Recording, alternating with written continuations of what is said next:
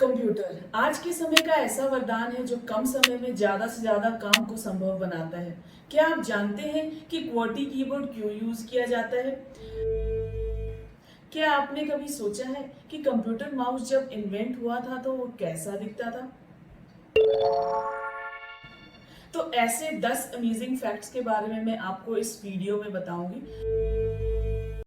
तो इस वीडियो को अंत तक जरूर देखें। Do like, share and subscribe my channel. My name is Gurpreet and welcome to my channel, that is Gurpreet's Pitara.